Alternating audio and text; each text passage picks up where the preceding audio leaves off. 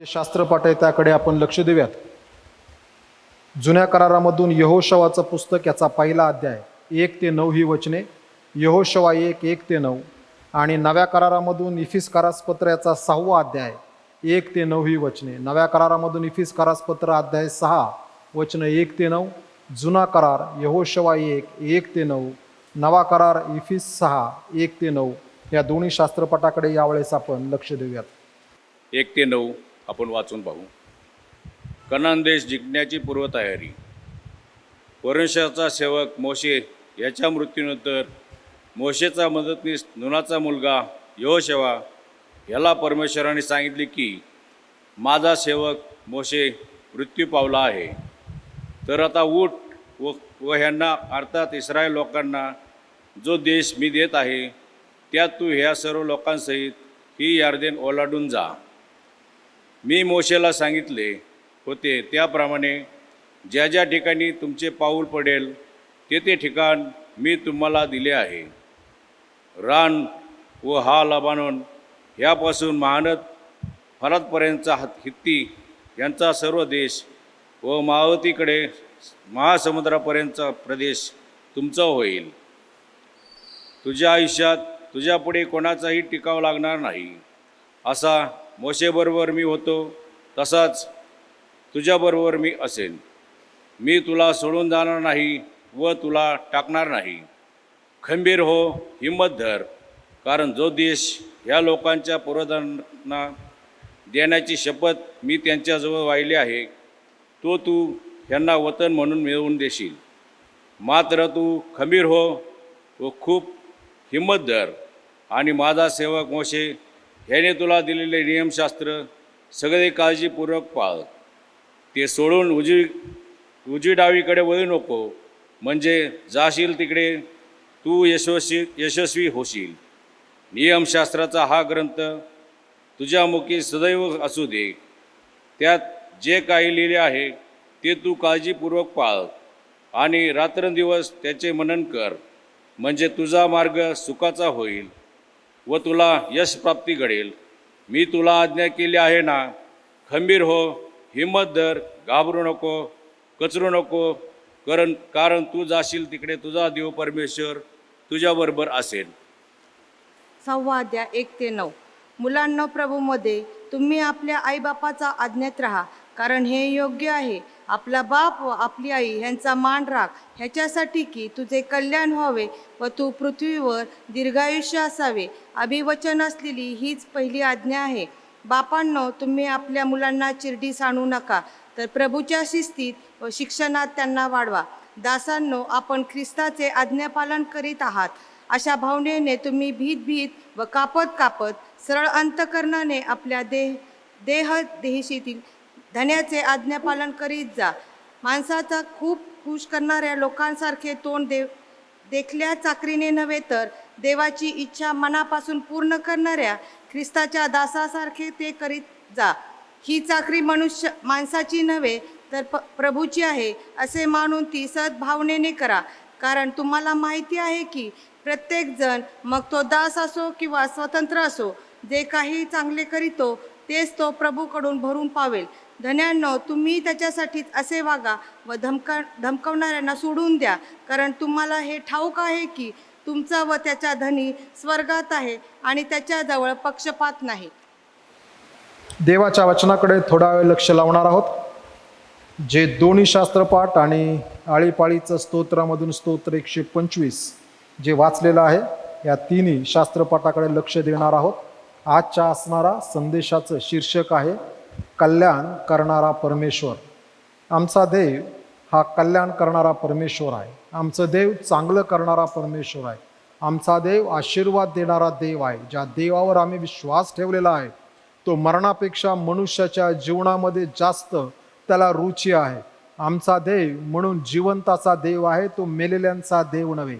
ज्या देवावर आम्ही विश्वास ठेवलेला आहे त्याच्या असणारी सगळी गुणधर्म जर आम्ही पाहिली आणि त्याची नावं जर आम्ही पाहिली तर एक गोष्ट दिसते, त्यातून ती प्रत्येक नावं आणि प्रत्येक शीर्षक जे आहे त्या माणसाच्या जीवनासाठी किंवा वैयक्तिक व्यक्तीच्या जीवनासाठी ते आशीर्वाद घेऊन येणारे ठरतात किंवा ती तशीच आहेत. एक त्या प्रभू येशू ख्रिस्ताविषयी 250 नावं आणि टायटल त्या ठिकाणी बायबलमध्ये आम्हाला वाचायला भेटतात. आणि प्रत्येक नाव आणि टायटल मनुष्य ज्याने प्रभू येशू ख्रिस्तावरती विश्वास ठेवलेला आहे, जो देवाच्या कुटुंबामध्ये जन्माला आलेला आहे, त्याच्यासाठी ते आशीर्वादाचे ठरावेत, कल्याणकारी ठरावेत, देवाची कृपा देणारी ठरावेत, देवाचं साह्य देणारे ठरावेत, देवाचं मार्गदर्शन देणारे ठरावेत. याविषयी ते आम्हाला एक एक वाक्य आणि एक एक नाव आणि एक एक येशूचं शीर्षक हे आम्हाला विदित करतं. आणि म्हणून आमचा देव हा कल्याण करणारा देव आहे. देवाने कधीही मनुष्य जातीचं वाईट योजिलं नाही. आणि म्हणूनच ज्या वेळेस एदेन बागेमध्ये देखील आदाम आणि त्याची स्त्री यांचं पतन झालं, फळ खाल्लं, त्यानंतर देखील देव येतो आणि त्यांच्यासाठी कल्याणकारक योजना करून तो असं म्हणतो की ह्यांना बाहेर हाकलणं गरजेचं आहे, अन्यथा हे येतील आणि पुन्हा जीवनाच्या झाडाचं फळ खातील आणि सदा सर्व काळ असेच पापामध्ये राहतील. आणि म्हणून देवाने त्या मनुष्याच्या कल्याणासाठी मनुष्याला एदेन बागेतून बाहेर पाठवलं. आणि त्याच वेळेस देव म्हणताना असं म्हणतो की मी येशूला ह्या जगामध्ये पाठवेल की ज्या येशूमुळं तुम्ही पुन्हा एकदा माझ्या कुटुंबामध्ये प्रवेश करू शकता. योहाने 1:12 प्रमाणे जितक्यांनी त्याच्यावर विश्वास ठेवला तितक्यांना त्यांनी देवाची मुलं होण्याचा अधिकार दिला. संत पाऊल पुढे गेल्यानंतर असं म्हणतो त्या प्रभू येशू ख्रिस्तामुळेच किंवा त्या प्रभू येशू ख्रिस्तामध्येच आम्ही देवाला आब्बा आणि बाप्पा अशी हाक मारू शकतो. आमचा देव हा कल्याण करणारा देव आहे.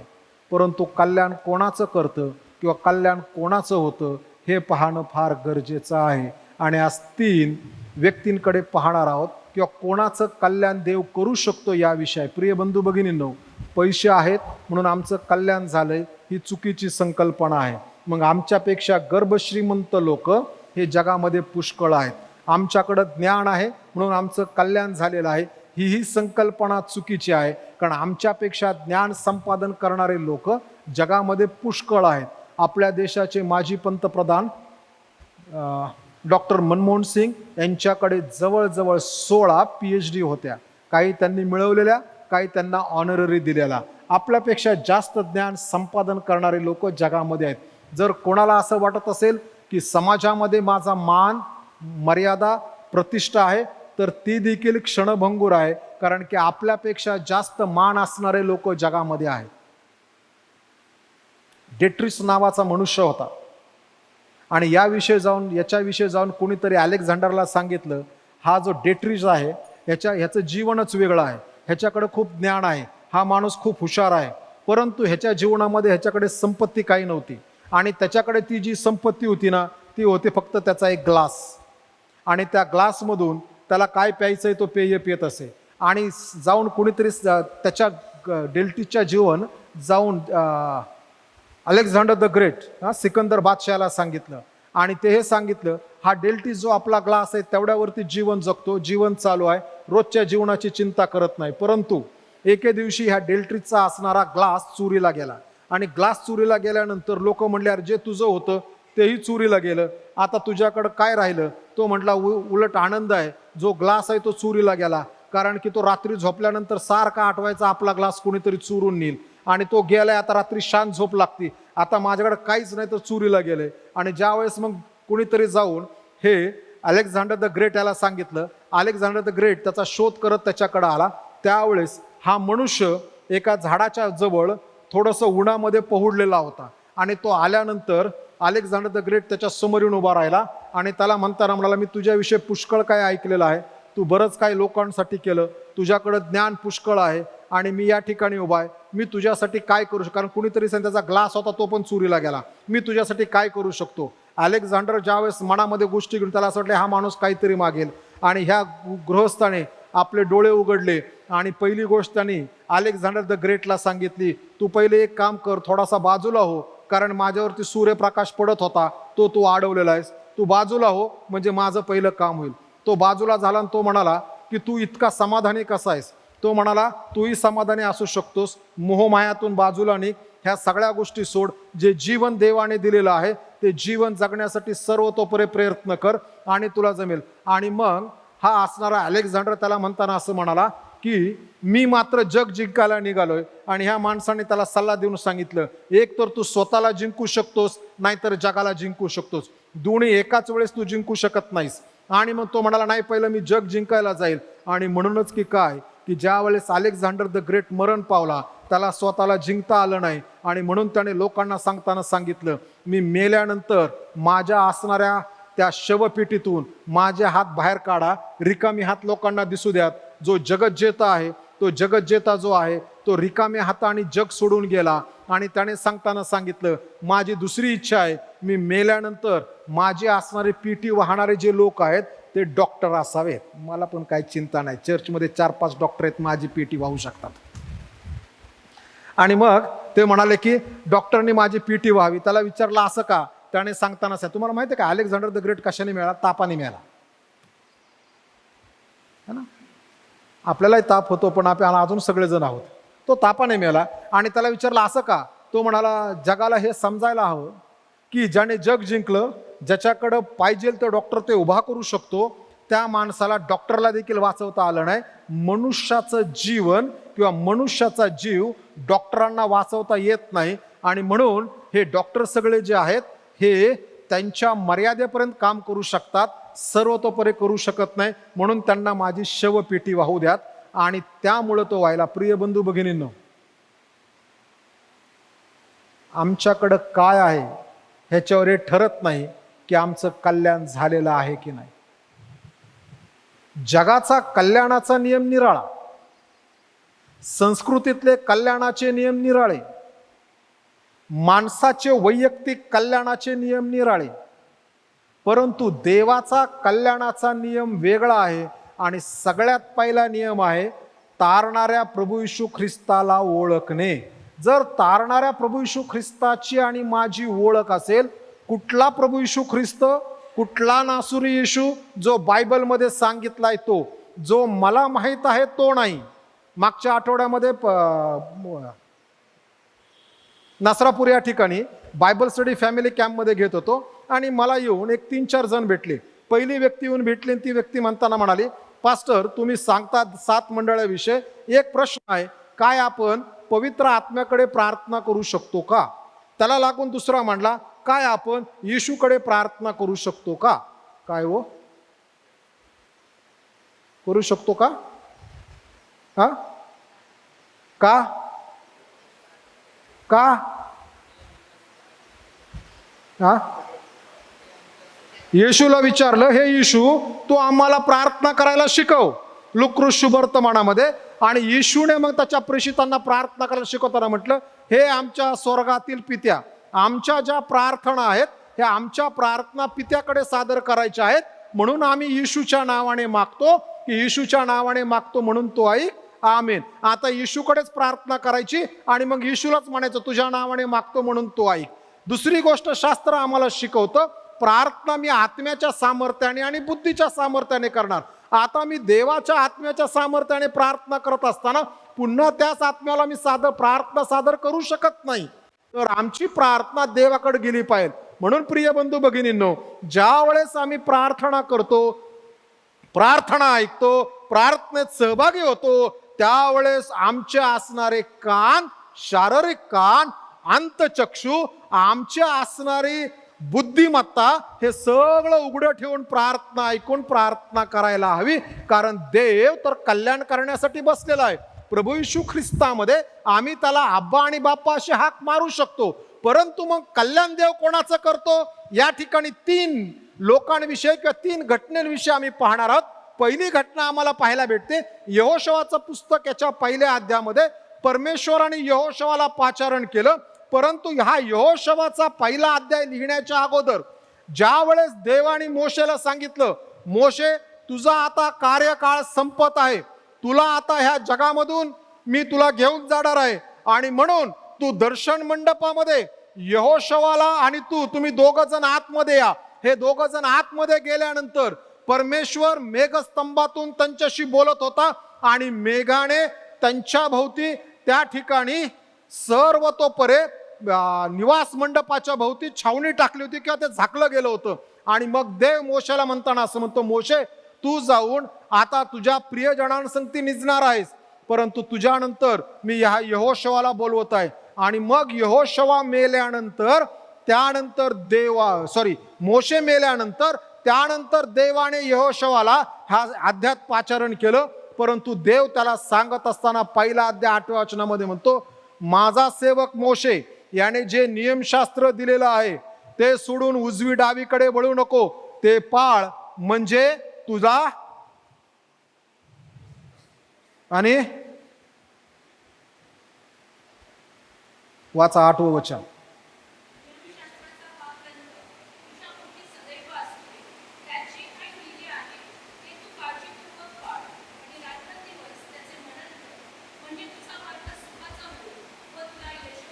तुझा मार्ग सुखाचा होईल व तुला यशप्राप्ती घडेल. मनुष्याच्या जीवनामध्ये यशप्राप्ती, मार्ग सुखाचा होणं, कल्याण करून घेणं, यासाठी देवाने दिलेली सर्वात पहिली महत्वपूर्ण गोष्ट आहे देवाचं वचन. आणि हे जे देवाचं वचन आहे याला दुसरं कुठलंही कंपॅरिझन किंवा ह्याच्यापेक्षा श्रेष्ठ गोष्टी नाहीत. देवाचं वचन आमचं कल्याण करू शकतं, आम्हाला यशप्राप्ती देऊ शकतं. देवाच्या वचनाशिवाय यशप्राप्ती मिळत नाही. आमची किती धार्मिक पुस्तकं, देवाचे लोक हो, आमची धार्मिक पुस्तकं किती ख्रिस्ती विश्वासणाऱ्यांची? 66 का 1? अहो, मुळात बायबल हा जो शब्द आहे ना, हा अनेक वचनी आहे, हा एक वचनी नाहीये. अनेक वचनी यासाठी आहे कारण की त्याच्यामध्ये 66 पुस्तकं एकत्र आलेली आहेत. म्हणून हे 66 पुस्तकं जी आहेत ना, प्रत्येक पुस्तक दुसऱ्या पुस्तकापेक्षा निराळा आहे. म्हणून आम्ही प्रत्येक पुस्तक जसंची तसं वाचू शकत नाही. प्रत्येक पुस्तकासंगती मात्र संदेश सगळ्या पुस्तकांचा एकच आहे. देव ह्या पुस्तकाच्या द्वारे आमच्याशी बोलतो.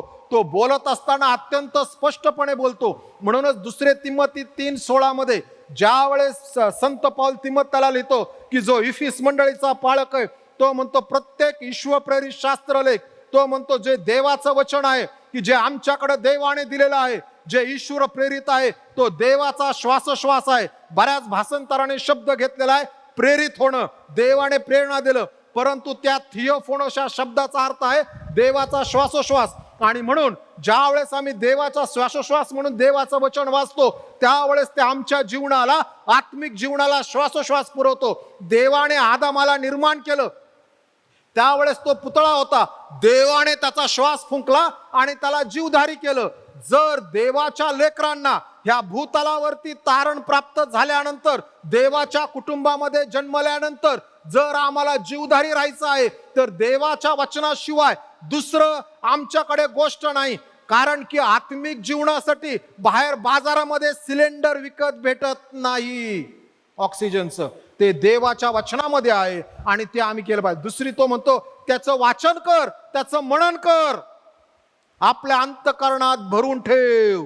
प्रिय बंधू आणि भगिनींनो, देवाचं वचन आम्हाला यासाठीच दिलेलं आहे की ते आमच्या जीवनामध्ये ठेवावं आणि त्याचं लागूकरण करावं. आम्हाला बायबल किती माहित आहे हे देवाला महत्वाचं नाही, आम्ही ते किती पाळतो हे महत्वाचं आहे. मग सगळ्यात चांगलं बायबल कोणाला माहित आहे? सगळ्यात चांगलं बायबल कोणाला माहित आहे? सैतानाला. दुसरी महत्वाची गोष्ट, आम्ही जर म्हणतो देव आहे देव आहे, तर याकोबाच्या पदात तू चांगलं करतोस, कारण की सैताने विश्वास ठेवतो देव आहे म्हणून आम्ही काही मोठं करत नाही. देव आहे यापेक्षा तो आमचा पिता आहे, त्या पित्यापासून आम्हाला पवित्र शास्त्रामधून श्वासोश्वास मिळतो. ही संकल्पना आमच्या जीवनाला कलाटणी देणारी आहे. आणि एवढंच नव्हे, देवाचं वचन जे आमच्या जीवनात येतं ते परावृत्तीत होतं किंवा ते प्रकाशित होतं, त्याच्याकडे पाहून लोकांना त्यातून आशीर्वाद मिळतो. आणि म्हणून जर आमच्या जीवनामध्ये आम्हाला यश प्राप्त करायचंय, मार्ग सुखाचा करायचंय, तर देवाच्या वचनाशिवाय आमचं कल्याण करून घ्यायचंय, तर देवाच्या वचनाशिवाय दुसरा पर्याय नाही. म्हणून स्तोत्र करता लिहिताना असं म्हणतो, हे देवा, मला वयोवृद्धांपेक्षा अधिक समजते. कधी कधी वयोवृद्धांना वाटतं आम्हाला सगळं माहित आहे. ज्याला देवाचं वचन माहित आहे ना, त्याला सगळं माहित आहे. वयोवृद्धांना माहित नाही. कधी कधी वयोवृद्धांकडनं पण चूक होते की नाही? का नाही होत? अहो, मी तर म्हणतो संत पावलासारखा, मी पापी आहे आणि महापापी आहे, माझ्याकडनं पण चुका होतात. जगात असा मनुष्य नाही की ज्याच्याकडनं पाप होत नाही. आणि जर कोणी म्हणतं मी पाप करत नाही तर तो लबाड आहे. शास्त्र सांगतं, शास्त्राच्या बाहेर जायचं नाही. देवाचं वचन आमच्याशी बोलतं, देवाचा आत्मा आमच्याशी बोलतो आणि देवाचा आत्मा आमच्याशी बोलत असताना देवाच्या वचनाच्या द्वारे तो खात्री करून देतो, तो आमच्याशी बोलत राहतो, तो आमचं सहाय्य करतो, तो आमचा मार्गदर्शक होतो. प्रिय बंधू आणि भगिनींनो, देवाचं वचन हे कार्य करण्यासाठी पुरेसं आहे आणि देवाचं वचन मज्जा रज्जू शरीर ह्याला आर पार भेदून जाणार आहे. पहिलं मज्जा रज्जू, देवाचं वचन सांधे मज्जा रज्जू यांना भेदून जातं. कसं काय जातं? ते दुधारी तलवार आहे. कसं जातं? अहो, जर समजा माझ्या हाडामध्ये घुसायचंय, इंग्रजी शब्द आहे जॉईंट्स, माझ्या जर जॉईंट्समध्ये जर घुसायचंय तर पहिलं माझी स्किन आहे नाही, ही स्किन आणि फ्लश कट केलं पाहिजे, त्याच्याशिवाय आतमध्ये तलवार जाऊ शकत नाही. आणि म्हणून देव पहिलं काय करतो माहिती आहे का? आमचं जे औडंबर आहे ना, औडंबर माहिती आहे ना, औडंबर काय? औडंबर म्हणजे दिखावा. इंग्रजीमध्ये फार सुंदर शब्द आहे, सो कॉल्ड रायचसनेस, तथाकथित नीतिमत्व किंवा धार्मिकता. देव पहिली ती कट करतो. ही कट केल्याशिवाय आतमध्ये हाडाकडे जात नाही. आणि जेव्हा एकदा हे वरचं कट होतं ना, फ्लश आणि स्किन अँड फ्लश, ज्यावेळेस ते कट होतं मसल्स, मग त्याच्याकडे हाडाकडे येतो, जॉईंट्स कडे येतो. आणि जॉईंट्स काय माहितीये का? बघा बरं ओढून हे तुटतंय का? असं देवाने फार सॉकेटमध्ये बरोबर बसवलं. आमच्या असणारे हट्टीमन, आमच्या रूढी परंपरा, मलाच हे माहीत आहे आणि हे जे मला माहीत होतं हेच बरोबर आहे, याच्याविषयी असणारं आमचं मन कठीण होणं. आम्ही 100, 125, किती वर्ष झाले चर्चला राजेश? 119 वर्षापासून आम्ही हे करत आहोत. हे आमच्या हाडाचे जॉईंट्स आहेत, सगळे जॉईंट्स आहेत ना, ते आम्ही सोडायला तयार नाही. आणि शास्त्र असं म्हणतं, देवाचं वचन ते पण तोडतं. आता जोपर्यंत हाड मोडलं जात नाही तोपर्यंत ज्याच्यावरती हात टिकून आहे तो आतला बोन मॅरो आहे ना, त्या बोन मॅरोला त्या ठिकाणी स्पर्श होऊ शकत नाही. आणि मग देव आमच्या अंतःकरणाशी काम करतो. म्हणून देवाच्या वचनाला काम करू दिलं पाहिजे. प्रिय बंधू भगिनींनो, जगामध्ये सर्वात श्रेष्ठ काय आहे तर देवाचं वचन आहे. म्हणून देवाने मोशेला 40 दिवस वर बोलवलं. त्यातले काही दिवस मोशे शांत बसला. मग देवाने मोशेला वचनं दिली आणि मोशेने हे वचनं लिहिली आणि तो खाली आला. 613 आज्ञा देवाने दिल्या. इतकंच नव्हे तर पवित्र शास्त्र लिहिण्यासाठी 1600 वर्षाचा कालावधी लागला. 40 मानवी लेखकांनी 3 खंडामध्ये बसून 2 किंवा 3 वेगळ्या, 3 भाषा का म्हणतात? कारण की इब्री, ग्रीक आणि अरामिक या भाषेमध्ये लिहून मग ते मंडळीकडे दिलेलं आहे. त्याच्यामध्ये कुठल्याही प्रकारच्या चुका नाहीत. आणि म्हणून स्तोत्र 19 मध्ये स्तोत्र करता म्हणतो, देवाचं वचन आमच्या मनाचे पुनर्जीवन करते. आणि म्हणून देवाचं वचन आम्हाला आशीर्वाद देणार आहे. ज्यांनी ज्यांनी देवाचं वचन वाचलं, ते पाळलं, ते आशीर्वादित झाले आणि त्यांचं कल्याण झालं. जगामध्ये असा माणूस नाही की ज्याने देवाचं वचन पाळलं आणि त्याचं नुकसान झालं. त्याचं कल्याण केल्याशिवाय देव राहत नाही. आणि म्हणून देवाच्या वचनाप्रमाणे जगणं ही आमची असणारी गोष्ट. मुळात देवाच्या वचनाप्रमाणे जगायला देवाचं वचन माहीत असायला हवं. देवाचं वचन फक्त माहीत असून उपयोगाचं नाही, देवाचं वचन देवाने लिहिलेलं आहे तसं माहीत असणं गरजेचं आहे. देवाचा मनोदय आहे ते लिहिण्याविषयी. हे का लिहिलं गेलंय देवाला माहीत आहे आणि म्हणून देव लिहितो. तसं माहीत असावं. माझ्या विचाराने, माझ्या बुद्धिचातुर्याने मला वाटतं, मी पूर्वी ऐकलं, त्याच्यामुळं ते होऊ शकत नाही. देवाचं वचन देवाच्या पद्धतीने समजण्यासाठी, कारण की आम्ही देवाचं वचन 2000 वर्षानंतर वाचत आहोत. 2000 वर्षापूर्वी पवित्र शास्त्र लिहून संपलं. प्रकटीकरणाचं पुस्तक लिहिलं गेलं आणि त्याच्यानंतर पुन्हा लिखित रूपामध्ये देवाचं वचन आमच्याकडे आलं नाही. आणि ते 2000 वर्षापूर्वीचं वचन 2000 वर्षानंतर आम्ही वाचतो आणि वाचत असताना मग ते आम्ही आमच्या परिस्थितीमध्ये वाचण्याचा प्रयत्न करतो. म्हणून आमच्या जीवनामध्ये त्याचं चुकीचा अर्थ आम्ही घेऊ लागतो. कारण की 2000 वर्षापूर्वीची असणारी परिस्थिती, लिहिलं गेलं त्यावेळेसचं असणारं ज्ञान हे निराळं होतं आणि म्हणून तो लिहितो. म्हणून संत योहान ज्या वेळेस योहान कृष्ण शुभवर्तमान लिहितो ना, त्यावेळेस तो इफिस शहरामध्ये आहे आणि इफिस शहरामध्ये एक युनिव्हर्सिटी आहे की ज्या युनिव्हर्सिटीमध्ये शिकण्यासाठी जगभरातून लोक येत होते, ग्रीक वर्ल्डमधून, आणि ते येऊन त्या ठिकाणी शिकत होते. आणि हेरोडस नावाच्या माणसाने ही युनिव्हर्सिटी सुरू केली होती. पण त्याने त्याला युनिव्हर्सिटी म्हणण्याच्या ऐवजी त्याने त्या लोकांना सांगितलं प्रत्येक गोष्टीच्या मागं कारण आहे, ते आम्ही शोधायला पाहिजे. परंतु त्याने रिझनच्या ऐवजी शब्द वापरला लॉजी. आणि म्हणून आम्हाला आजच्या जगामध्ये वेगवेगळ्या प्रकारच्या लॉजी भेटतात. सायकॉलॉजी आहे ना, झुऑलॉजी, बायोलॉजी, हे जे सगळे लॉजी आहे ना, याचा अर्थ स्टडी, त्या एखाद्या विषय स्टडी करणं. आणि संत योहान ठिकाणी आहे, त्या ठिकाणी इफिस्करा शहरात राहतो. हे सगळे ज्ञानी लोक आहेत. ग्रीक लोकांना ज्ञानाचं फार वेळ, ज्ञान संपादन करणं हा जवळजवळ त्यांचा कायच आणि त्यांची असणारी हॉबीज होती.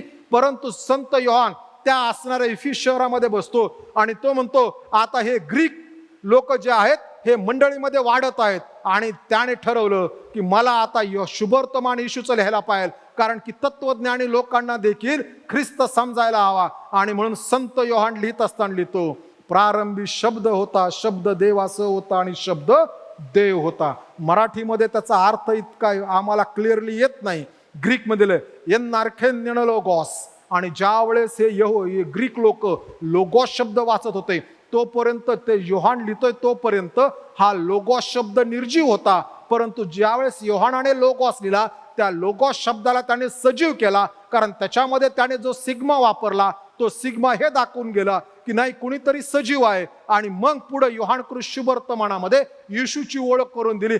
तरी संत योहान कृष्ण शुभवर्तमानाच्या शेवटी गेल्यानंतर तो म्हणतो या येशूविषयी जर मी सगळं लिहिण्याची सुरुवात केली तर जगातली पुस्तकं कमी पडतील. इतकं येशूने त्यावेळेस जगामध्ये केलं. आणि देवाचं वचन देवाने आमच्या हातामध्ये त्याचा श्वासोश्वास म्हणून दिलेला आहे. जर आमचं कल्याण करायचं तर ते वाचायला पाहिजे. बायबलमध्ये पुष्कळ पॅटर्न आहेत ना, माहिती आहे का? पॅटर्न कसं करायचं, कसं चालायचं. देवाने बऱ्याच जीवनाचे पॅटर्न बायबलमध्ये, त्या पॅटर्न प्रमाणे केलं ना तर देव आशीर्वाद देतो. पहिलं महायुद्ध आणि दुसरं महायुद्ध झालं. पहिल्या महायुद्धापर्यंत स्त्रियांना मतदानाचा अधिकार नव्हता. पहिल्या महायुद्धाच्या वेळेस खूप लोक पहिल्या महायुद्धावरती गेले, ब्रिटिश खूप गेले. आणि जे ते गेल्यानंतर हे सगळे पूर्वी जे होते ना हे कंपन्यांमध्ये काम करायचे. परंतु कंपन्यांमध्ये काम करताना हे गेले आणि मला मिलिटरीत जायचं, कारण की त्यांना संधी आली की काहीतरी आम्ही करू शकतो. आणि हे गेल्यानंतर आता कंपन्या बंद पडण्याची वेळ आली. आणि ती बंद पडण्याची वेळ आली म्हणून त्यावेळेसच्या असणाऱ्या स्त्रिया ह्या आता कंपन्यांमध्ये काम करू लागल्या.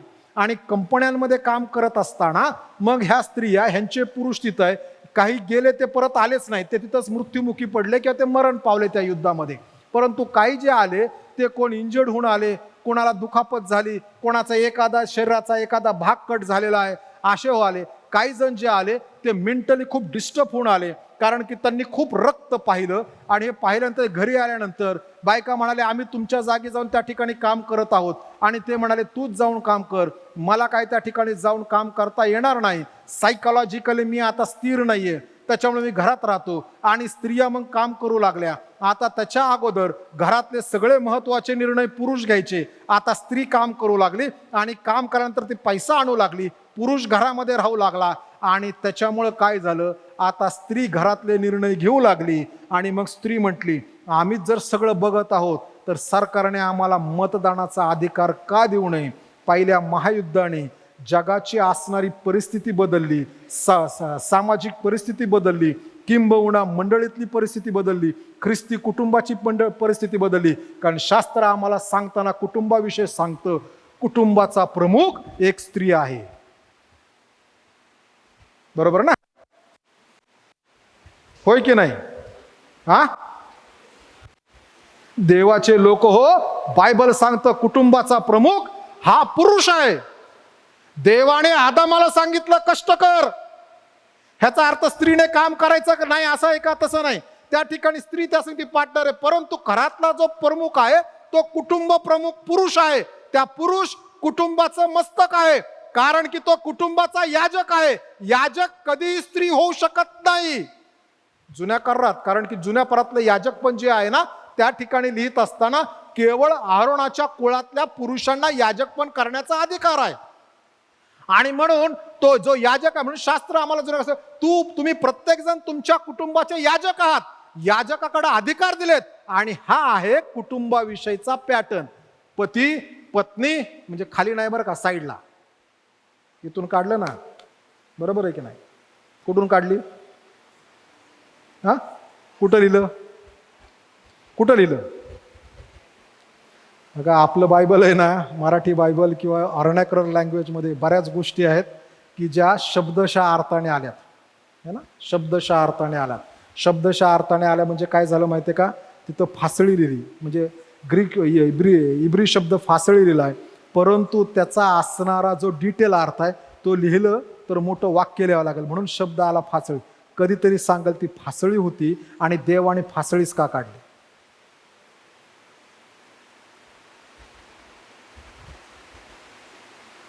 प्रिय बंधू आणि भगिनींनो, देव आणि पुरुष, पुरुषाच्या बाजूला स्त्री, परंतु निर्णय घेणं, गोष्टी करणं कुटुंबासाठी हे सगळे अधिकार पुरुषाकडे दिले आणि ते पुरुषाने घ्यायला पाहिजे. भावांनो, त्या येसावासारखा आपला हक्क थोड्याशा वर्णासाठी, कसल्या वर्णासाठी? मसुरीच्या वर्णासाठी घरातल्या स्त्रीकडे देऊ नका आणि स्त्रियांनो तो अधिकार आपल्याकडे घेऊ नका. हा बायबलचा असणारा पॅटर्न आहे. घरामध्ये काय खायचं काय खायचं नाही याचा पॅटर्न आहे. काय वस्त्र घालायची याचा पॅटर्न आहे. नवरा बायकोने कसं राहायचं, मुलांनी कसं राहायचं याचा पॅटर्न आहे. भक्तीला जात असताना कसं जायचं याचा पॅटर्न आहे. पैसे कसे सांभाळायचे याचा पॅटर्न आहे. पैसे कसे मिळवायचं याचा पॅटर्न आहे. धन दौलत कशी मिळवायची याचा पॅटर्न आहे. बायबलमध्ये सगळ्यात जास्त वचनं विश्वासावरती असावेत असं आपल्याला वाटतं, पण सगळ्यात जास्त वचनं पैशावरती बायबलमध्ये आहे. अमेरिकेमध्ये एक संस्था काम करते आणि ते ख्रिस्ती मंडळांना पैशाविषयी शिकवते, कारण की पैशाविषयी शिकवणं ही मंडळीची त्या ठिकाणी आता गरज झाली. प्रिय बंधू आणि भगिनींनो, ज्या वेळेस आम्ही पाहतो हे पॅटर्न आम्ही शोधायला पाहिजे. त्या पॅटर्न जर आम्ही पॅटर्न प्रमाणे गेलो ना तरच कल्याण होतं, नाही तर होत नाही. कारण की परमेश्वर म्हणाला, जो निवास मंडप मी दिलेला आहे ना, तो निवास मंडप मी दिलेल्या नमुन्याप्रमाणे किंवा पॅटर्न प्रमाणे जर उभा राहिला, इंच आणि स्केल तरच मी येईल. आणि मोशेने तसाच उभा केला म्हणून देव राहायला आला. नाहीतर देव म्हणाला असता, मोशे तू चुकवलंय, मी काय राहायला येत नाही. देव आपल्या वस्तीसाठी, आपल्या गोष्टीसाठी तडजोड करत नाही. आणि म्हणून देवाचं वचन आमचं कल्याण करणारं वचन आहे. आणि म्हणून ते आहेत तसं स्वीकारून, त्याचे पॅटर्न स्वीकारून पुढे गेलं पाहिजे. सुवार्ता सांगण्याचा पण पॅटर्न आहे ना हो, का नाहीये? कसा? शास्त्रात लुक शुभवर्तमानात लिहिले, शेतकरी जातो आणि शेतामध्ये बी पेरतो. कधी पेरतो शेतकरी बी? समजा तुमच्या सगळ्यांना, समजा बरं का, तुमच्या सगळ्यांना 2-2 एकर शेत दिलं आणि तुम्हाला सांगितलं बी लावा. परत सांगतोय, समजा कोणीतरी येईल माझ्याकडे, द्या पाळस साहेब, माझ्याकडे काही नाही द्यायला, जे देईल ते देव देईल, है ना. पेत्र म्हणतो, नासर येशू ख्रिस्ताच्या नावाने म्हणतो, उठ आणि चालू लाग. समजा दिलं, काय करतात? बी लावायचं, गहू पिकवायचं, काय करतात? बरं झालं 2 एकर भेटलं, घेतला गहू, बी घेतलं बाजारातून, जाऊन पेरलं. नाही, पहिली नांगरणी झाली, पहिली मशागत झाली, ढेकळं मोकळी केली गेली, त्यातल्या असणारे जे काही काटे कुसळे ते काढले गेले, जमीन सुपीक करण्याचा प्रयत्न केला गेला, मऊ करण्याचा प्रयत्न केला गेला, त्याच्यावरती कष्ट केले. सुवार्थेचं पण तसंच आहे. आपण उठतो की जातो. तुम्हाला येशू माहिती आहे का? अहो, त्या माणसासाठी प्रार्थना केली पाहिजे, त्या गावासाठी प्रार्थना केली पाहिजे, त्या समाजासाठी प्रार्थना केली पाहिजे, त्या जाती जमातीसाठी प्रार्थना केली. आपण देवाच्या पुढं देव म्हणतोय, अरे मी चाललोय, माझा स्पीड आहे 10च्या स्पीडने चाललोय. आपण म्हणतो, देवा लवकर गेलं पाहिजे, तू आम्ही जाऊपर्यंत त्या माणसाचं काय होईल, म्हणून आम्ही देवाच्या पुढे 100चे. देव म्हणतो, अरे मला नीट करू देत, मोकळी करू देत जमीन, तिला सुपीक करू देत, त्याशिवाय बी पेरल्याशिवाय येणार नाही. आणि मग शेतकरी जातो, त्या ठिकाणी सांगितलं, शेतकरी जाऊन बी पेरतो आणि झोपी जातो. आपली फार गडबड. आपण अजून बी पेरत नाही की चला बाप्तिस्म्याला म्हणतो. अहो, बी पेरल्यानंतर आम्ही देवाच्या हातामध्ये गोष्टी सोपायला पाहिजे. देवा तू बघ, तू सहाय्य कर, आता मी तुझ्याकडे दिलंय, ती जमीन तू पोषक कर, त्या जमिनीवर कधी पाऊस पडायचा तू बघ, का तुला दहीवर पाडून त्याला पिकवायचंय? तू परिस्थिती निर्माण कर. आणि ती सुवार्तेचा असणारा महत्वाचा भाग आहे देवावर अवलंबून राहणं. देवाला म्हणणं, हे देवा तू पीक उत्पन्न कर. मग पीक उत्पन्न झालं ना, मग त्या ठिकाणी जाऊन तिथं मशागत करावी लागती. त्याला आपण म्हणतो फॉलो. जायचं, देवाच्या वचनातून शिकवायचं. काय शिकवायचं? हे नाही शिकवायचं देवाचा पवित्र आत्मा आहे आणि मग चमत्कार होतात, त्यांना हे शिकवा. येशूने सांगितलेलं मत्तई शुभवर्तमान 5, 6, 7 अध्याय शिकवा. येशूने सांगितलेल्या चांगल्या गोष्टी शिकवा. येशूचे चमत्कार शिकवा. कारण ते शिकवल्याने माणसामध्ये शिष्यत्व तयार होतं. आणि येशूने मंडळीला सुवार्ता सांगितल्यानंतर शिष्यत्व करण्यासाठी पाचारण केलेलं आहे. ते केल्यानंतर मग आता तो परिपक्व झाला ना, मग ते असे एकत्र करायचे आणि मग त्याच्या पेंड्या बांधायच्या. पेंड्या बांधायचं म्हणजे विश्वासणाऱ्यांचा समुदाय एकत्र करायचा आणि मग त्यांची भक्ती सुरू करायची. आपल्याला इतकी गडबड असते, एका वेळेस माणूस जर भक्ती मंदिराला आला ना की त्याला लगेच म्हणतो, घेतो का बाप्तिस्मा? त्याच्याविषयी जाऊन 4 चौकात गावात सांगतो, तुमचा माणूस आमच्या चर्चला होतो. बिचाऱ्या माणसाचं चर्चला येणंच बंद होतंय. सुवार्तेचा पॅटर्न आहे, त्याप्रमाणे केलं तर आशीर्वाद. भक्तीचे पॅटर्न आहे. सगळ्या भक्ती एकसारख्या नाहीत. म्हणून चर्चमधली भक्ती वेगळी, उपकारस्तुतीची भक्ती वेगळी, बुधवारच्या प्रार्थनेची भक्ती वेगळी. परवा दिवशी रितेशच्या घरी उपकारस्तुतीची प्रार्थना झाली, त्याच्या विवाहाच्या संबंधाने ती भक्ती निराळी होती. त्याला मध्ये बसावला आणून मी, त्याच्या डोक्यावर आठवून प्रार्थना केली. 2 जणांनी प्रार्थना केला, ही भक्ती निराळी. मेलेल्या माणसाला सोडायला तर ती भक्ती निराळी. नाही तर तिथं म्हणायचं आपण, स्तुती आराधना ऊपर जाती है, आशीष लेकर नीचे आती है. कब्रस्तानात गेल्यानंतर म्हणतात, जय मिळेल, जय मिळेल, जय जय प्रभू येशू की. ते घरचे माणूस त्याला उठता येत नाही तर त्याने उठूनच मारला असतं पाळखाला पहिलं, काय गातोय म्हणून. सगळ्या भक्ती निराळे. तसंच गेलं पाहिजे हो. यहुदी लोकांमध्ये प्रत्येक भक्तीचा पॅटर्न निराळा आहे. आम्ही एकदाच टाकला ऊस सारख्यामध्ये तसंच काढू शकत नाही. आम्ही प्रार्थनापूर्वक भक्तीचे डिझाईन करून त्याप्रमाणे गेलं पाहिजे. कारण की देवाने तसं आहे, त्या पॅटर्न्स आहेत, त्या तर आशीर्वाद आहे. पहिली गोष्ट, देवाचं वचन समजून घ्या, आहे तसं समजा, त्याचं लागूकरण करा आणि मग बघा आमचं कल्याण होते की नाही. आता दुसरी गोष्ट, स्तोत्र संहिता 25:4, जे आळीपाळीच्या स्तोत्रात आपण वाचलं ना, स्तोत्र संहिता 125 आणि त्याचं 4थं वचन त्या ठिकाणी, म्हणजे 4 वचन नाही 4. त्याने, हे परमेश्वरा, जे चांगले व सरळ मनाचे आहेत त्यांचे कल्याण कर. दुसरे, देव कोणाचं कल्याण करतो? हा कोणता गट आहे? हे देवा, जे चांगले आणि सरळ मनाचे आहेत. जे लोक चांगले आहेत आणि सरळ मनाचे आहेत. चांगल्याची व्याख्या जगाची वेगळी, देवाची वेगळी. चांगले म्हटल्यानंतर जगाच्या दृष्टिकोनातून माझी व्याख्या, मी चांगला कसा असावा, ह्यांची व्याख्या, हे चांगले कसा असावेत, कुटुंबाची व्याख्या चांगले कसं असावेत, समाजाची व्याख्या चांगलं कोणाला म्हणायचं, देशाची व्याख्या चांगलं कोणाला म्हणायचं. सध्याच्या काळात तर चांगलं आणि वाईट ह्याच्यामध्ये फरक करणं फार कठीण झालेलं आहे. आणि परंतु ह्या ठिकाणी हे देवा, जे चांगले, देवाच्या दृष्टीने चांगले, देवाच्या सार्वभौमत्वात चांगले, देवाच्या अगाध ज्ञानामध्ये चांगले, देव त्यांचं चांगुलपण शोधतो. प्रिय बंधू आणि भगिनींनो, देवाने एका माणसाकडे पाहिलं आणि तो असं म्हणतो, हे माझ्या मनासारखा आहे. तो दावीद, त्याचं चांगुलपण शोधलं. दाविदामध्ये पण कमतरता होत्या, पण चांगुलपण देवाने शोधतो. म्हणतो हे चांगलं आहे, माझ्या मनासारखं आहे. देवाच्या दृष्टीने चांगला. आज माणसाच्या दृष्टीने चांगलं होणं सोपं आहे, परंतु देवाच्या दृष्टीने चांगुलपण संपादन करणं, देवाच्या दृष्टीने पाहणं, देवाच्या दृष्टिकोनातून पुढे जाणं, देवाच्या दृष्टीने मागणं, देवाच्या दृष्टिकोनातून चालत राहणं. इफिसकारास पत्र 6व्या अध्यायात म्हणतो, आम्ही ज्या वेळेस काम करत आहोत ते आम्ही देवासाठी करत, असं माणसासाठी करत आहोत असं करायचं नाही. कधी कधी आम्ही देखल्या देवाला दंडवत घालतो, दिसले समोर की चाललंय. मनुष्यासाठी म्हणून काम करायचं नाही. ते काही सेवेविषयी लिहिलं नाही मंडळीतल्या, ते लिहिलेलं आहे बाहेर काम करण्याविषयी. बाहेर काम करत असताना देखील आम्ही माणसाला तोंड देखल्या देवाला दंडवत घालायचं नाही. आलाय साहेब पुढं, ज्याला स्वतःच जमत नाही ना, मग त्याला लोकांच्या समोर हंजी करावी लागते. आयझॅक न्यूटन, जगातला ज्ञानी मनुष्य, लोक म्हणतात आजही त्याच्यासारखा IQ कोणाचा नाही. आयझॅक न्यूटन यांना एकदा प्रश्न विचारला, तू देवावर विश्वास ठेवतोस काय? ते म्हणाले, हो. अरे तू ज्ञानी असून, सायंटिस्ट असून तू देवावर विश्वास ठेवतोस, हे कसं काय? आणि त्याने त्याच्या मित्राला सांगितलं, आता माझ्याकडे तुला द्यायला उत्तर नाही. आयझॅक न्यूटन घरी गेले आणि घरी जाऊन त्यांच्या एका हॉलमध्ये त्यांनी आपले असणारे सगळे ग्रह प्रस्थापित केले, तयार करून लावले. आणि लावल्यानंतर त्याने त्याच्या मित्राला सांगितलं, तू ये बघायला मी काय केलंय. तो आल्यानंतर त्याच्या मित्र, अरे हे जसंची तसं लावलंय, तू म्हणतो जसं अंतराळात दिसतं टेलिस्कोप तसं लावलंय, खूप सुंदर आहे, कोणी बनवलं. तो म्हणतो असंच निर्माण झालं.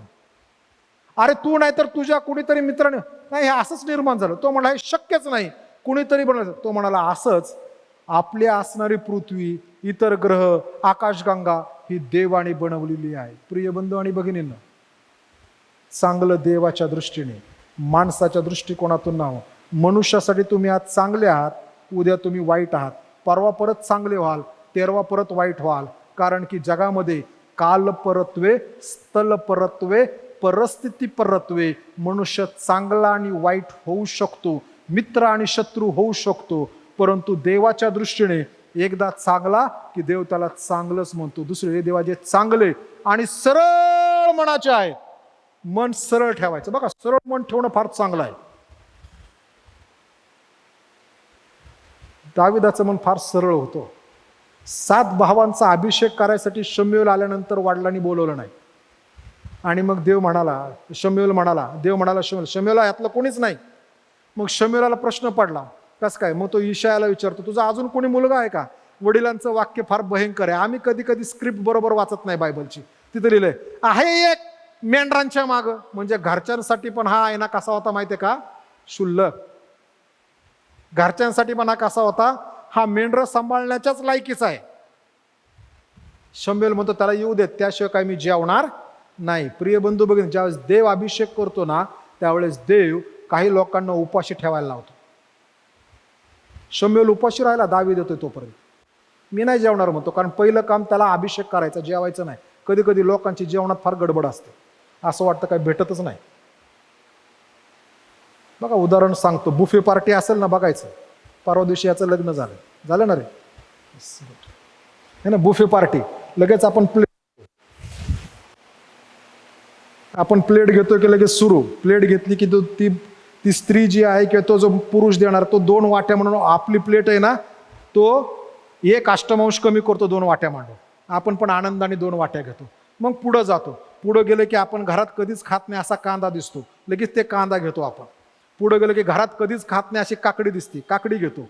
पुढे गेल्यावर घरात कधीच खात नाही असं गाजर दिसतो, गाजर घेतो. मग पुढे गेल्यावर आपल्याला समजतं, अरे ह्या सगळ्यांसाठी तिथं दह्याची कोशिंबीर पण आहे.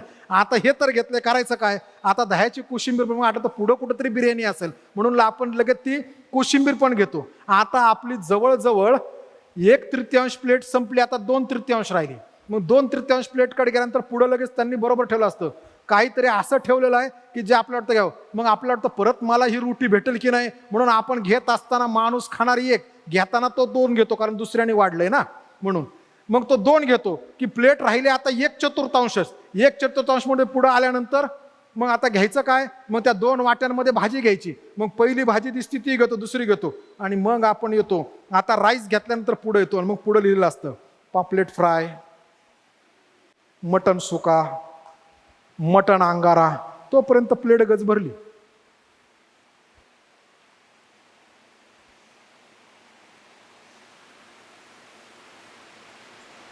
गडबड आहे आपल्यात.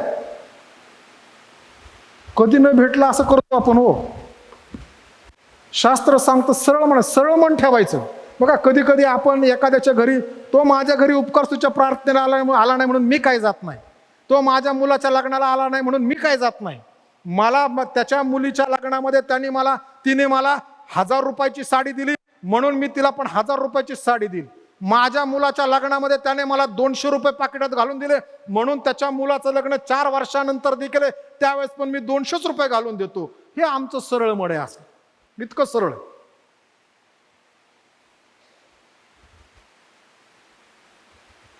मला घरी गेल्यानंतर जेवायला खाली बसवलं फरशीवरती, मग आपल्याकडे टेबल असेल तरी त्या दिवशी टेबल गज भरून टाकतो, तो आल्यावर खाली जेवायला खाली बसतो पण, कारण तुझ्या घरी मला खाली बसवलं ना. इतकं सरळ मन आहे आपलं. चांगलं मन आहे की नाही? शास्त्रमध्ये देवा सरळ, त्याने माझ्यासाठी काय केलंय हे महत्वाचं नाही, मला देवाने जे करायला लावले ते करणं म्हणजे सरळ मन. योसेफ सुंदर पवित्र शास्त्रातलं कॅरेक्टर. भावांनी त्याला मारायचा विचार केला, पहिला खून करू. रुबेन म्हणला नाही नाही, उचलून खड्यात टाकला. रुबेनचं म्हणणं होतं ह्याला काढून परत वडिलाकडे पाठवून द्यावं, कारण आपलं रक्त आहे. रुबेन येऊपर्यंत बाकीच्यांनी मिळून ह्याचा सौदा केला, ह्याला विकून टाकला. किती रुपयाला? 30. दुसऱ्याचं विकायची घाण सवय लोकांना असते हो, जे आपलं नाही ते त्यांचं होतं का? ते वडिलांचं होतं. वडिलांच्या पलीकडे देवाचं होतं. ह्युमन ट्रॅफिकिंग आत्ता नाही, तेव्हापासून ह्युमन ट्रॅफिकिंग आहे. विकून टाकलं. जे आपलं नाही ते विकतात लोक, ज्याच्यावर आपला अधिकार नाही ते विकतात. पण स्वतःचं मागायला गेलं की ते म्हणतात कसं काय देऊ, मी नाही देऊ शकत. त्याला विकलं. बिचारा काय बोलला नाही भावा सांगते, गेला इश्माइली लोकांना सांगते. इश्माइली लोकांनी आला आणि पोटीफराला देऊन टाकला. पोटीफर नेला आपल्याकडे. आणि सर्वात शेवटी तो मिस्राचा पंतप्रधान झाला. वडील मेल्यानंतर भाऊ येऊन म्हणतात, हे यौसेफा, तुझा बाप जिवंत असताना त्याने आम्हाला सांगितलं होतं, माझ्या मुलांनी जे केलेलं आहे त्यांच्याकडून त्याची परतफेड करू नकोस. आणि यौसेफाचं सुंदर वाक्य तसं, मी काय देवाच्या ठिकाणी आहे का? नाही. ह्याच्या हातामध्ये तलवार होती, ह्याच्या हातामध्ये मान होता, ह्याच्या हातात सन्मान होती. तो एका चुटकी सरशी तो सगळ्या भावांना मारून टाकू शकत होता. परंतु म्हणतो नाही नाही नाही नाही नाही, देवाने जगाचं आणि तुमचं जीव वाचव म्हणून मला इथं पाठवलेलं आहे. तुम्ही चूक केली पण देव इथं घेऊन आला, असं म्हण आहे. त्याच्यानंतर दुसरं म्हण दाविदाचं म्हण आहे. तो असणारा शाऊल राजासाठी लागला आत्मा है ना, यायचा, बेचैन व्हायचा. कुणीतरी सांगितलं इशयाचा मुलगा दावीद फार सुंदर, काय होता तो? विना म्हणजे? विना म्हणजे? विना म्हणजे काय? कसं दिसतं? अहो, चर्चने केलेलं जे गाण्याचं पुस्तक आहे ना, त्याच्यावर आम्ही टाकलंय. ती विना आहे. अशी उभी असती, अशी वाजवायची. विना म्हणजे अशी नाही, ती नाही, ही वेगळी. आणि तो म्हणतो तो यायचा आणि मग तो देवाचं असणारं संगीत त्यातून काढायचा आणि शाऊलाला शांती मिळायची. तरी शाऊलाने दोनदा भाला मारला फेकून हो. तरी शाऊल याच्या मागं लागला. तरी शाऊल मेल्यानंतर ज्याने शाऊलाला मारलं त्याला दाविदाने शिक्षा दिली. त्याला आपण म्हणतो चांगलं मन. हे प्रिय बंधू आणि भगिनींनो, देवाचे लोक हो, कल्याण कोणाचं होतं? जो आपलं मन चांगलं आणि सरळ टाकतो त्याला देव म्हणतो प्रार्थनापूर्वक स्तोत्र, हे देवा त्याचं कल्याण कर. आपलं मन चांगलं ठेवा, सरळ ठेवा. माकडाची वृत्ती ठेवू नका. माहिती आहे का माकडाची वृत्ती?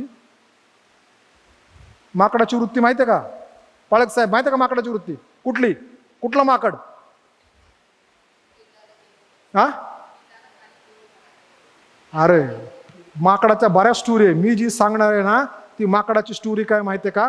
2 मांजरांना मेवा भेटला, दोघात वाटायचा आहे. आणि मग माकड म्हणतं, मावशी तुम्ही शिकवली गोष्ट आम्हाला तुमच्या वयाच्या. माकड म्हणतो थांबा थांबा थांबा. ते माकडाकडे येतात, माकडाला म्हणतात माकडा हे आम्हाला वाटायचंय. दोघं वाटून घेऊ शकले असते, थोडं इकडे तिकडे झाला असतो. माकड म्हणतो थांबा थांबा. लगेच तराजू आणलं, तराजू मध्ये इकडे टाकलं, इकडे टाकलं, इकडचं तराजू खाली. थांबा, तराजू खाली गेलंय, आता इथं उचलून इथं टाकायला पाहिजे ना, थांबा, असं होऊ शकत नाही, आता इथं टाकलं. लगेच माकडाने घेतला, खाल्ला खावा.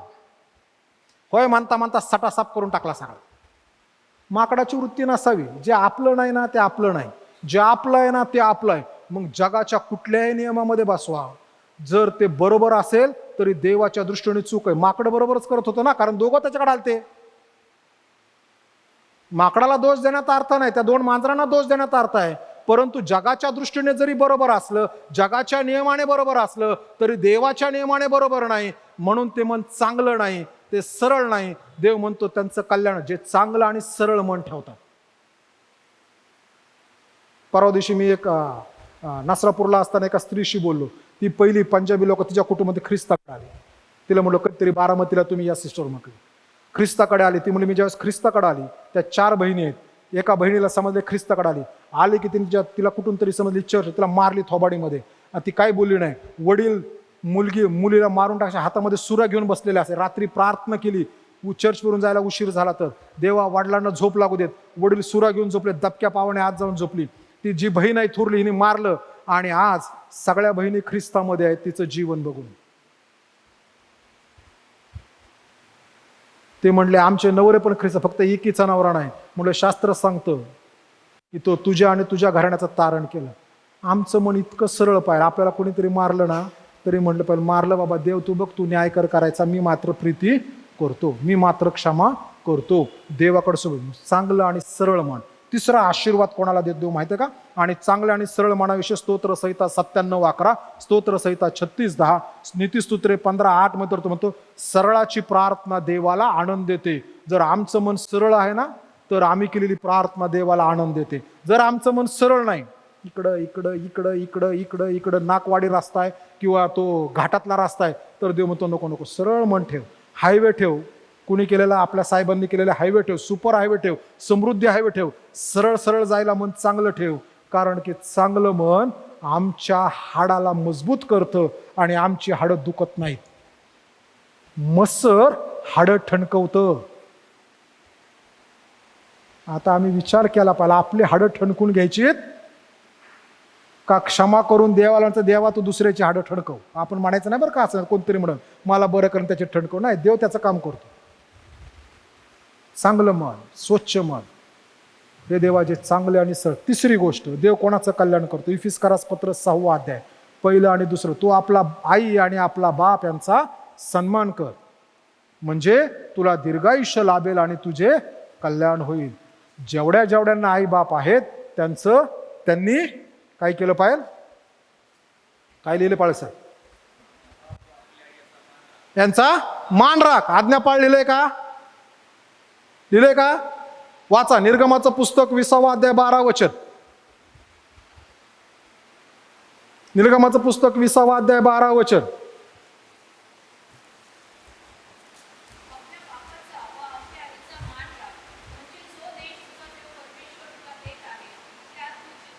काय लिहिलंय? मान राख. इथं पण लिहिलंय मान राख. आपण काय म्हणतो 10 आज्ञात?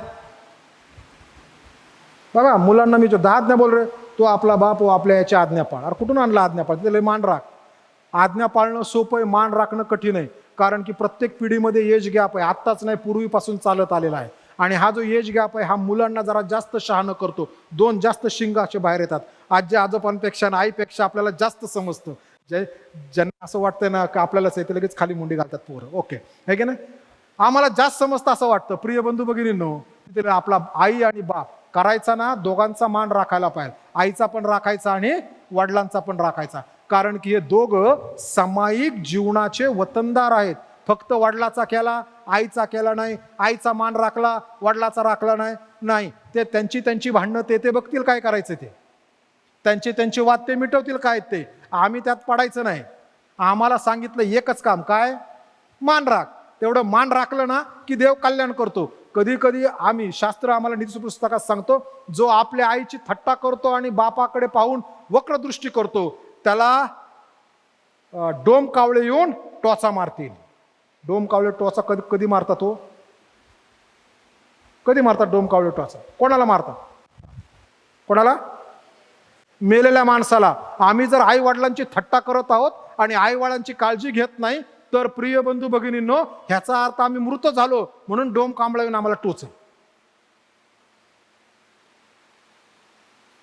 आई वडील म्हटल्यानंतर कोण?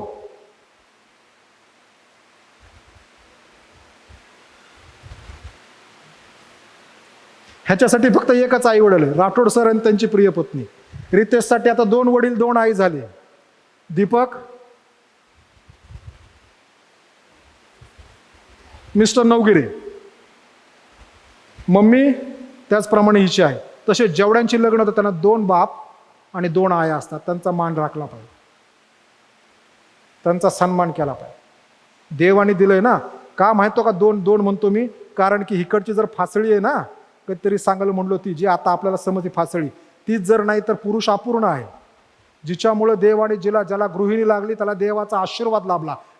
जिच्यामुळे आशीर्वाद आलेले आहेत, जिच्यामुळे मी परिपूर्ण झालेलो आहे, तिची आई वडील पण माझे आई वडील आहेत म्हणून त्यांचा पण मान राखला पाहिजे. नाहीतर कधी कधी मुलाची आई सांगते, कशाला तिला करतो मायवारला साडी, मला घे 5,000ची, तिला घेऊ नको. सर काय घेऊन देणं? तुला जी भेटली 1000ची ती ओके, तिला कितीची भेटली तिचं, ह्याला चांगलं आणि सरळ मन म्हणत नाही. आपल्या समाजामध्ये पण सध्या जावई लोक जरा बिथरायला लागलेत. पूर्वी चांगलं होतं, आल्यानंतर जावई ना मुलासारखा राहायचा आता जावयाला की जावयाला असं वाटतं लगेच म्हणतात. अरे आणि पोरं फार हुशार झाली. पप्पा कुठं फिरायला जायचंय का? पप्पा चला कुठं तरी फिरायला जाऊ. पप्पा आई आज असं वाटतं बिर्याणी खावी. आई आज असं वाटतंय आज मुंबईचा मासा खावा. बारामतीत भेटला नाही तर तो बिचारा सासरा गाडी करतोय आणि पुण्यातून जाऊन घेऊन येतोय, कारण आता जावंय म्हटला. गोड बोलून करतात. नाही आपल्या घरी आहे ना तसंच हे पण घर आहे. म्हणून शास्त्र जे सांगतं ना, आपला बाप आणि आपली आई दोघांचा सन्मान कर. दोन्ही बाप दोन्ही आई दोघांचा सन्मान केला पाहिजे. दोघांचा मान राखणं गरजेचं आहे, कारण की दोघांच्या मान राखण्यामध्ये आशीर्वाद आहे. फक्त एकाचा राखला ना तर कल्याण होणार नाही. दोघांचं लग्नाच्या अगोदर एकटेच. कधी कधी मुलांची गडबड असते. पप्पा आपला हळूहळू चाललंय जेवण घ्यायला. काय काय हळूहळू चालत? अरे 4 लोक बघत आहे, तुला काय गडबड आहे? ते उपाशी राहील पप्पा, नाही तर तुझी प्लेट दे हातात. त्याने लहानपणी दिली प्लेट, तुला दिली की नाही? लहान तू बसल्यानंतर तुला चालतंय तर तुझी पण प्लेट आणली, तुला दिलं, स्वतः खायच्या अगोदर तुला भरवलं 2 वाजता. आता तुझ्या हातातली दे, तू कशाला चिटचिट किटकिट करतो?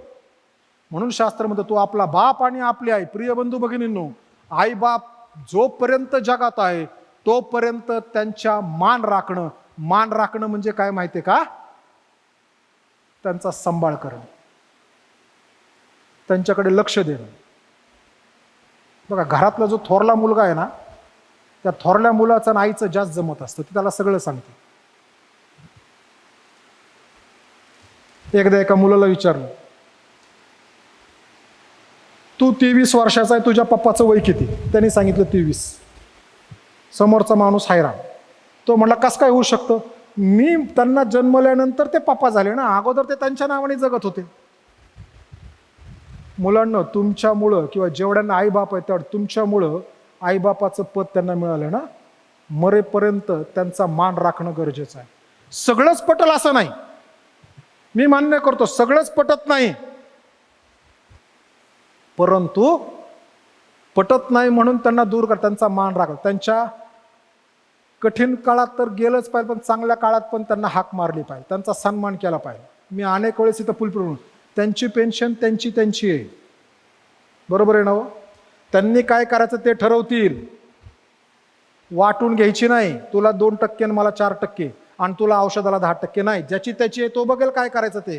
कारण की तिच्या नवऱ्याने किंवा त्याच्या बायकोने किंवा त्यांनी स्वतः कष्ट केल्यानंतर, काबाड कष्ट 29, 30, 40, 50 वर्ष केल्यानंतर ती पेन्शन त्यांना दिली. त्यावरती तुमचा डोळा नाही. तुमचं बनवलं ना तुम्ही, तुमचं बघा काय करायचं. जर जमत नसेल तर खिशामध्ये कीपॅडचा फोन 1000 रुपयाचा वापरावा. काय म्हणून आपण आयफोनच वापरावा. म्हणून एक वाक्य काही दिवसापूर्वी मावशी भेटले, फार सुंदर आहे. मौज माझ्या वडिलाच्या पगारावर करता येते, गरजा फक्त स्वतःच्या पगारावर भागवल्या जातात. बघा जोपर्यंत मुलं कमवत नाही ना तोपर्यंत KTM, iPhone 16 सगळं होतं, लॅपटॉप. एका वडिलांनी सांगितलं, पाळक साहेब तुम्हाला काय सांगू, माझा मुलगा शिकतोय ना, त्या ठिकाणी शिकणाऱ्या प्रोफेसरने सांगितलेलं आहे की तुम्ही आयपॅड घ्या. काय म्हणतो त्याला, चौकोन असतं ते आयपॅड घ्या. म्हणलं मग कसं काय ब्रदर? घेऊन दिला. मी काय बोललो नाही, प्रार्थना केली, आनंद झाला. 2 दिवसानंतर तो मुलगा भेटला. अरे म्हणलं असलं कुठलं कॉलेज आहे की जे कंपनी सहित सांगतं घे हेच? तू पप्पाला फसवू शकतोस. बिचारे पप्पा तुझ्यावर खूप 100% विश्वास ठेवतात. म्हणलं असं कुठलंच कॉलेज जगात नाही ते सांगतं की हाच ब्रँड आणा. ते सांगतं फक्त तुमच्या कामासाठी तुम्हाला एक काहीतरी डिव्हाइस असायला हवं. अरे एक डिव्हाइस घरात असताना तू दुसरं पप्पाला खाड्यात टाकलंस. प्रिय बंधू भगिनींनो, मुलं फार हुशार आहेत, परंतु मुलांना तुमची हुशारी आई वडिलांचा सन्मान करण्यामध्ये करा. बघा देव आशीर्वाद देतो की नाही. आणि आज आम्ही ऐकत असताना जर आम्ही आमच्या आई वडिलांचा सन्मान केला नसेल, आम्ही त्याच्यामध्ये कमी पडलेलो असेल, आणि जर ते आज जिवंत आहेत तर त्यांना फोन करून त्यांच्याकडे बेसून त्यांच्याशी बोलून हा विषय सोडवला पाहिजे. आणि जर समजा ते जगात नसतील तर देवाकडे त्यासाठी क्षमा मागायला पाहिजे की देवा माझ्याकडे हे झालं त्यावेळेस मी केलं नाही.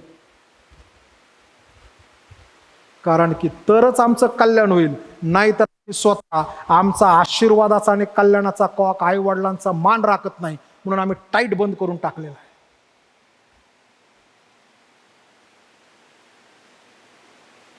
परवा दिवशी माझा एक मित्र मला म्हणाला, अब्राहम पाळक आहेत. मी कारण की सलाम करायला एक जणाला उठलो, आपण पाळक आहात, आपण उठायचं नाही. मी म्हणालो ही चांगली गोष्ट नाही, जगामध्ये सोशल वर्ल्डमध्ये गोष्ट आहे, ज्यावेळेस आम्ही एखाद्याला हस्तांदोलन करतो त्यावेळेस आम्ही उभा राहूनच केला पाहिजे. समाज शिकवतो, सामाजिक शास्त्र शिकवतो. मी किती मोठा असो, म्हणून तो अमेरिकेचा राष्ट्राध्यक्ष जरी असेल तरी तो उभा राहून शेक हँड करतो, तो बसून करत नाही. मी मोठ्याच याचं नाही. आपला बाप आणि आपली आई यांचा मान राखा. 3 गोष्टी सांगितल्या. देवाचं वचन वाचा, आहे तसं वाचा, आहे तसं पाळा, देव कल्याण करील आणि यश देईल. दुसरं सांगितलं, चांगलं आणि सरळ मन ठेवा. आमचं मन नेहमीच चांगलं आणि सरळ ठेवायचं, देव आमचं कल्याण करेल. आणि तिसरी गोष्ट, आज देवाचं वचन आम्हाला सांगत आहे की आपली आई आणि बाप यांचा मान राख. त्यांचा मान राखणं गरजेचं आहे. ते जर केलं तर कल्याण होईल. ही 3 सूत्री योजना जर आम्ही पाळली ना, तर आमच्यासारखा आशीर्वाद आणि कल्याण कोणाचंही होणार नाही. कारण की देव आमचा कधी खोटं बोलत नाही. देवाने दिलेले नियम हे आमच्या भल्यासाठी आहेत आणि देवाने आम्हाला जे 3 नियम दिलेले आहेत ते आम्ही पाळणं गरजेचं आहे. आणि देवाला हे म्हटलं पाहिजे, देवा हे पाळण्यासाठी सहाय्य कर, कारण की देवाची कृपा आम्हाला हे 3ही पाळण्यासाठी गरजेचं आहे. यावेळेस उभा राहूयात, प्रार्थना करू. प्रभूने शिकवलेली प्रार्थना, त्यानंतर आशीर्वाद आणि सुवंदेवा परात्पर म्हणून आजच्या उपासनेचा समर्पण करूया. हे आमच्या प्रेमळ आणि जिवंत देवा, आम्ही तुझ्या नावाला धन्यवाद देतो.